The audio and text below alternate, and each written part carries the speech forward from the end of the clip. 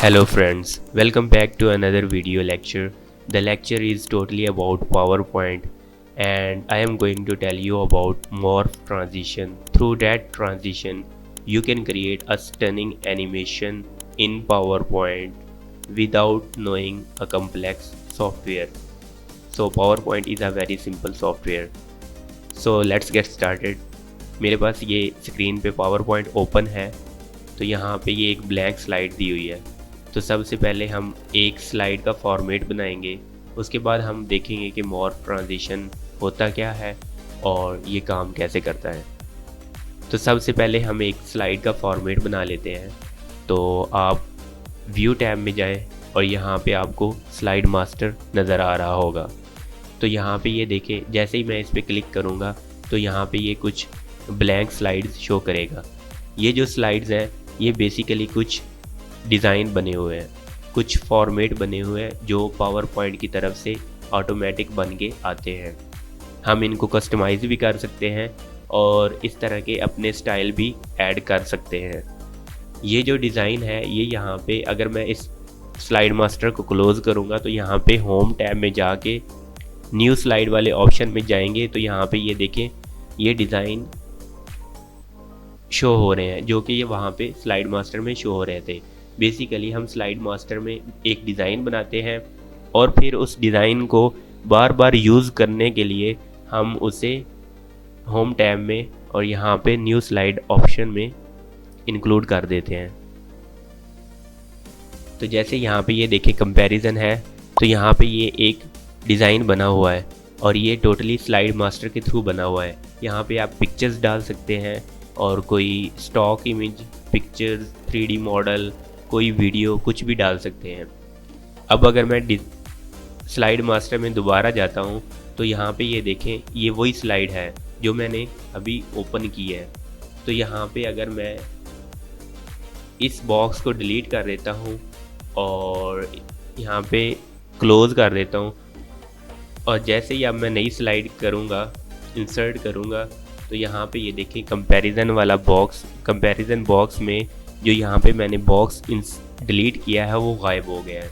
तो इसी तरह हम एक स्लाइड को अपनी मर्ज़ी के मुताबिक कस्टमाइज़ कर सकते हैं। तो मैं दोबारा व्यू टैब में जाऊँगा और स्लाइड मास्टर, और यहाँ पे मैं एक स्लाइड क्रिएट कर लेता हूँ अपनी मर्ज़ी के मुताबिक। तो मैं इस स्लाइड पे, ये एक हमारे पास पेरेंट स्लाइड है और आगे सारी चाइल्ड है, मतलब इन सब का इफ़ेक्ट है इस पे जाएगा। तो नीचे चाइल्ड स्लाइड पे राइट क्लिक करूँगा और यहाँ पे एक इंसर्ट लेआउट करूँगा। तो जैसे ही इंसर्ट लेआउट करूँगा तो यहाँ पे एक स्लाइड क्रिएट हो जाएगी। तो मैं ये टेक्स्ट बॉक्सेस डिलीट कर देता हूँ।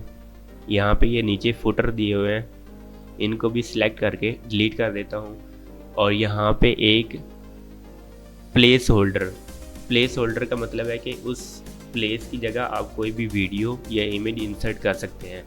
तो मुझे इमेज प्लेस होल्डर चाहिए, पिक्चर प्लेस होल्डर चाहिए, तो मैं पिक्चर पे सिलेक्ट करूँगा और यहाँ पे एक मैं बॉक्स क्रिएट कर लूँगा जिसमें पिक्चर मैंने शो करवानी है। तो मैं कहता हूँ ये ठीक बॉक्स है। यहाँ इसका साइज़ इतना होना चाहिए, 4 इसकी लेंथ होनी चाहिए और 3.45 इसकी विड्थ होनी चाहिए। तो मैं यहाँ पे इसको 4 कर दूँगा और यहाँ पे इसकी जो विड्थ है वो मैं 3 कर देता हूँ। तो मेरे पास ये एक इमेज प्लेस होल्डर मैंने प्लेस कर दिया है, इसको मैं सेंटर कर देता हूँ। तो जैसे ये रेड डॉटेड लाइन क्रॉस में और वर्टिकल जहाँ पे ये मिल रही हैं तो हमारा वो पॉइंट सेंटर है। अब देखें कि मेरा इमेज प्लेस होल्डर जो है वो सेंटर हो गया है। तो इसको मैं यहाँ पे रख देता हूँ और इसके बाद मैं सिंपली Ctrl+C करता हूँ और Ctrl+V करता हूँ। तो यहाँ पे ये देखें एक कॉपी जनरेट हो गई है। इस कॉपी को मैं राइट साइड पे ड्रैग करके रख देता हूँ और सिंपली फिर दोनों को सिलेक्ट करके Ctrl+C और Ctrl+V करूँगा तो दोनों की कॉपी जनरेट हो जाएगी। अब आपने इसको अलाइन कर लेना है हॉरिजेंटली भी और इसकी स्पेसिंग भी आपने अलाइन कर लेनी है। तो अब हमारा सेंटर में ये प्लेस होल्डर है, उसके बाद 3 है, तो इन तीनों को मैं सिलेक्ट करके कंट्रोल C और कंट्रोल V कर लूँगा तो इनकी एक कॉपी जनरेट हो जाएगी और इसको मैं लेफ़्ट साइड की तरफ ड्रैग करके अलाइन करके यहाँ पे प्लेस कर देता हूँ। तो अब देखें यहाँ पे मेरे एक स्लाइड क्रिएट हो चुकी है। तो जैसे ही मैं स्लाइड मास्टर को क्लोज़ करूँगा और यहाँ पे होम टैब में इंसर्ट न्यू स्लाइड पे जाऊँगा तो यहाँ पे ये देखिए कस्टम लेआउट वाली स्लाइड एक आ चुकी है। तो जैसे ही मैं इसको क्लिक करूँगा तो यहाँ पे ये देखें हमारे पास एक 7 प्लेस होल्डर वाली स्लाइड क्रिएट हो चुकी है। तो इस स्लाइड को मैं डिलीट कर देता हूँ। नेक्स्ट हमारे पास है मॉर्फ ट्रांजिशन काम कैसे करता है, तो मैं वो उसके बारे में आपको बता देता हूँ। मैंने ये दोनों प्लेस होल्डर डिलीट कर दिए हैं, टेक्स्ट प्लेस होल्डर थे, और यहाँ पे मैं इंसर्ट में जाके एक शेप इंसर्ट कर लेता हूँ। सपोज़ मैं एक रेक्टेंगल यहाँ पे इंसर्ट कर रहा हूँ और यहाँ पे एक टेक्स्ट बॉक्स भी लिख लेता हूँ मैं यहाँ पे स्लाइड से बाहर। तो मैं यहाँ पे लिख देता हूँ सैम्पल टेक्स्ट, ठीक है। इसको मैं सिलेक्ट करके इसका साइज़ थोड़ा बड़ा कर देता हूँ और यहाँ पे इसको बोल्ड और फॉन्ट इसका कोई एरियल ब्लैक कर देता हूँ, ठीक है। अब मैं इस स्लाइड का एक डुप्लीकेट बना लेता हूँ। तो राइट क्लिक करूँगा स्लाइड पे और यहाँ पे ये देखें डुप्लीकेट स्लाइड आ गया। अब मैं ट्राइएंगल को उठा के इधर कर देता हूँ राइट साइड पे और सैम्पल टेक्स्ट को मैं ऊपर से ला के नीचे की तरफ यहाँ पे अलाइन कर लेता हूँ, ठीक है। 2 स्लाइड्स मेरे पास क्रिएट हो गई हैं। अब इन दोनों को सिलेक्ट करके मैं ट्रांजिशन वाले सेक्शन में जाऊंगा और यहाँ पे ये देखें मॉर्फ ट्रांजिशन आ रही है। मॉर्फ ट्रांजिशन 2019 के बाद वाले वर्जन में मोस्टली देखी गई है, उससे पहले वाले वर्जन में ये ट्रांजिशन इफ़ेक्ट नहीं था। तो मैं मॉर्फ पे जैसे क्लिक करूँगा तो यहाँ पे मेरे एक स्टार लग गया है, मतलब कि इन दोनों स्लाइड्स पे यहाँ पे ट्रांजिशन अप्लाई हो गई है।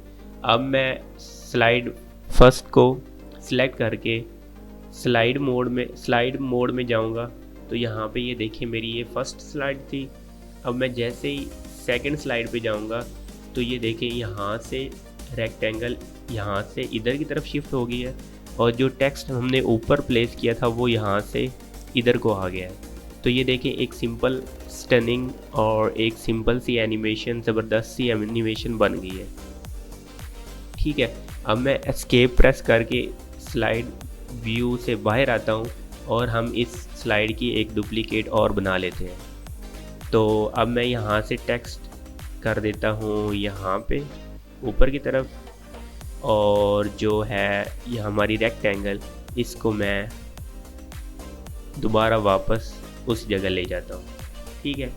और अब देखिए यहाँ पे ऑटोमेटिक स्टार लगा हुआ है। अब इसकी जितनी भी आप डुप्लीकेट बनाएंगी स्लाइड्स की तो यहाँ पे उस पर ट्रांजिशन ऑटोमेटिक अप्लाई होते जाएगी। तो जैसे ही मैं स्लाइड मोड में दोबारा जाऊँगा स्लाइड व्यू में, यहाँ पे ये स्लाइड शो में जाऊँगा, इस आइकन पे क्लिक करेंगे तो ये देखिए हमारी फर्स्ट स्लाइड थी, ये वाली सेकंड थी, थर्ड हमने ये टेक्स्ट जो था इसको ऊपर रख दिया था और ये जो रेक्टेंगल थी वो इधर आ गई थी। तो ये देखिए ये मॉर्फ ट्रांजिशन, ऐसे मॉर्फ ट्रांजिशन एक्चुअली काम करता है। तो अब चलते हैं अपनी मेन एनिमेशन की तरफ। तो मैं इन दोनों स्लाइड्स को डिलीट कर देता हूँ और ट्रांजिशन मैं यहाँ पे नन करूँगा। तो जैसे ही नन करूँगा तो यहाँ पे स्टार ख़त्म हो जाएगा। मैं इस शेप को भी डिलीट कर देता हूँ और इस टेक्स्ट को भी डिलीट कर देता हूँ। तो होम टैब में दोबारा जाऊँगा और न्यू स्लाइड में यहाँ पे मैंने जो कस्टम स्लाइड बनाई थी वो इंसर्ट कर लूँगा और यहाँ पे ये देखिए 7 पिक्चर्स शो हो रही हैं। तो मैं यहाँ पे जैसे ही इस पे क्लिक करूँगा तो ये मुझे कहेगा कि आप अपनी मर्ज़ी के मुताबिक इसमें पिक्चर इंसर्ट कर लें। तो मैं डाउनलोड्स में जाऊँगा और ये मैंने कुछ पिक्चर्स डाउनलोड की हुई थी pexel.com से। तो मैं एक एक करके हर एक प्लेस होल्डर में एक एक पिक्चर इंसर्ट कर देता हूँ।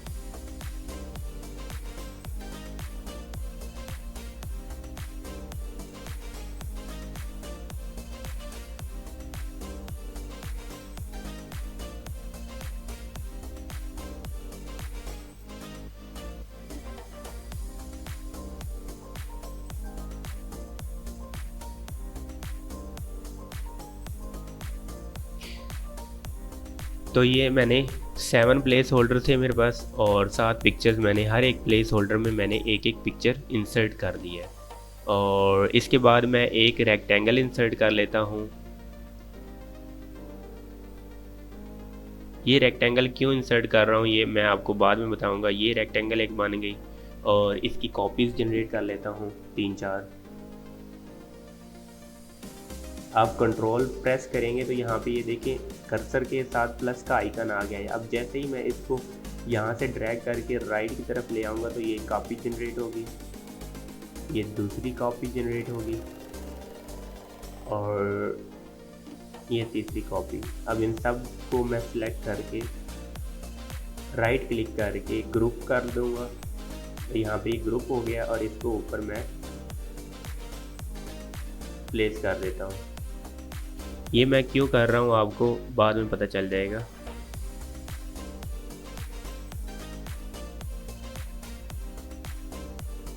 यहाँ पे ये अलाइन हो गया। इसके बाद यहाँ पे मैं बेवल शेप एक इंसर्ट कर देता हूँ, ओवल शेप। और यहाँ पे एक क्रोजल इफ़ेक्ट हमने क्रिएट करना है, इसको मैं ज़रा एडजस्ट कर लेता हूँ और इसकी मैं आउटलाइन नो आउटलाइन कर देता हूँ और इसकी जो शेप फिल है वो मैं वाइट कर देता हूँ। और इसकी भी एक कॉपी जनरेट कर लेते हैं। कंट्रोल C करके कंट्रोल V करूँगा तो एक कॉपी इसकी जनरेट कर लेते हैं और इन सारी इमेज को सिलेक्ट करके मैं इसको राइट साइड की तरफ ले जाता हूँ।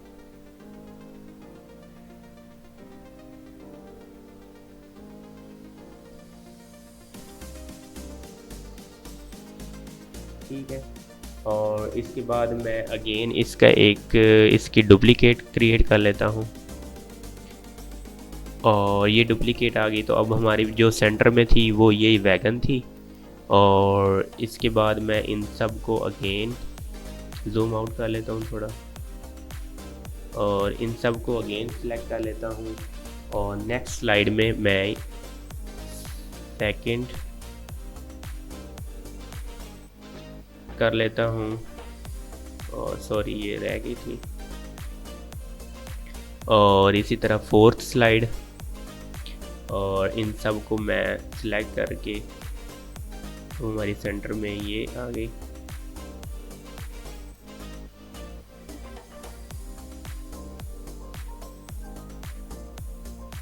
ठीक है। और इसी तरह फिफ्थ स्लाइड डुप्लीकेट और इन सब को सिलेक्ट करके अब हमारे सेंटर में ये वाली आ गई। मैं इनको थोड़ा नीचे की तरफ कर लेता हूँ।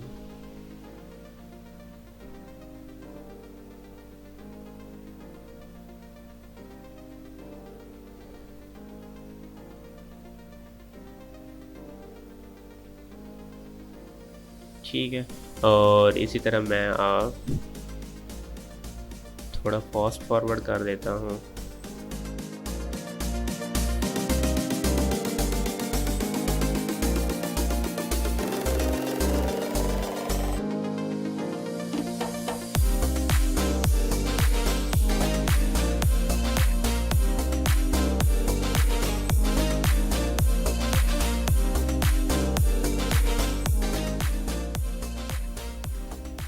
ठीक है।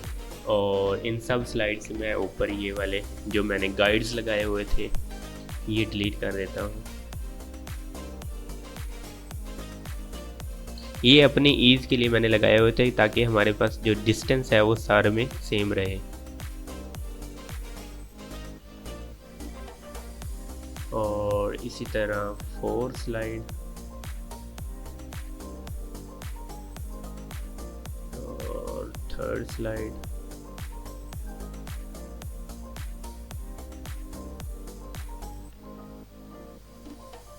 ठीक है। अब हमारे पास ये एक इफ़ेक्ट क्रिएट हो गया है। अब मैं इन सब को कंट्रोल A करके सारी स्लाइड्स को सिलेक्ट कर लूँगा और यहाँ पे ट्रांजिशन में जाके मैंने मॉर्फ ट्रांजिशन पे जैसे क्लिक किया तो यहाँ पे मेरा एक इफ़ेक्ट क्रिएट हो गया है। तो अब मैं स्लाइड शो में जाऊंगा और जैसे ही मैं नेक्स्ट स्लाइड क्लिक करूंगा तो यहाँ पे ये देखें एक कैरोजल इफ़ेक्ट क्रिएट हो गया है। सेकंड, ये देखें एक ज़बरदस्त सी एनिमेशन आपके सामने है।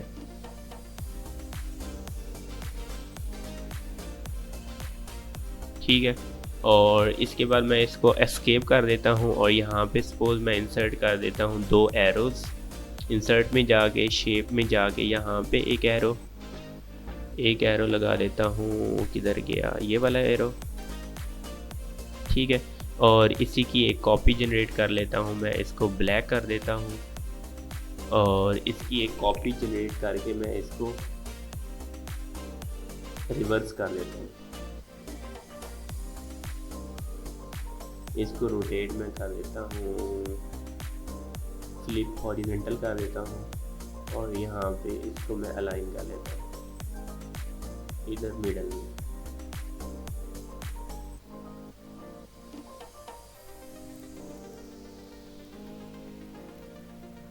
यहाँ पे ये हो गया।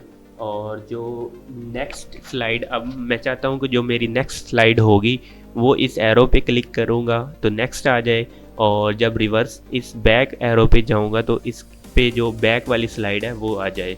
तो उसके लिए क्या इफ़ेक्ट लगाऊंगा, तो उसके लिए मैं एक हाइपर लिंक लगा देता हूँ। तो अगर अब मैं चाहता हूँ कि मेरी इस एरो पे क्लिक करने से नेक्स्ट स्लाइड और इस एरो पे क्लिक करने से बैक स्लाइड हो जाए, तो उसके लिए मैं हाइपर लिंक यूज़ करूँगा। तो यहाँ पे ये शेप सिलेक्ट कर लेना है।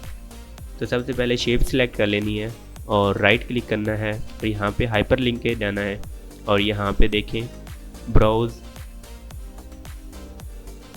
और यहाँ पे ये देखें प्लेस इन दिस डॉक्यूमेंट।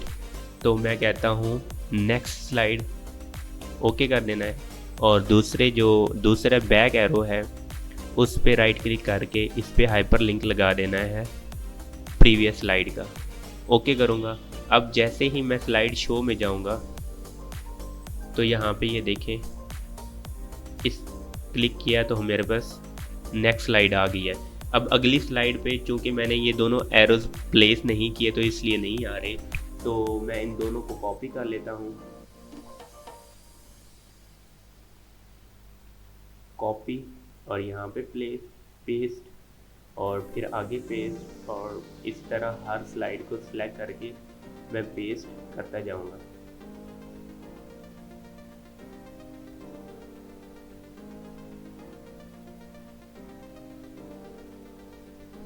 ठीक है, और मैं दोबारा जाके अब फर्स्ट स्लाइड में दोबारा जाऊंगा और यहाँ पे स्लाइड शो में जाऊंगा और जैसे ही मैं अब इस एरो पे क्लिक करूंगा तो मेरी नेक्स्ट स्लाइड आ जाएगी और एरो भी उधर के उधर रहेंगे। तो अब मैं क्लिक करता जाऊंगा तो यहाँ पे ये देखें नेक्स्ट स्लाइड आ रही है। तो अब जैसे ही मैंने एरो पेस्ट की है, कॉपी पेस्ट की है, तो आप देख रहे होंगे कि साथ जो हाइपर लिंक है वो भी पेस्ट हो गया है, मुझे बार बार लगाना नहीं पड़ा। अब मैं बैक वाली स्लाइड पे क्लिक करता हूँ तो ये देखें यहाँ पे बैक वाली स्लाइड आ गई है। तो this was the whole video. Thanks for watching. Keep learning, keep exploring.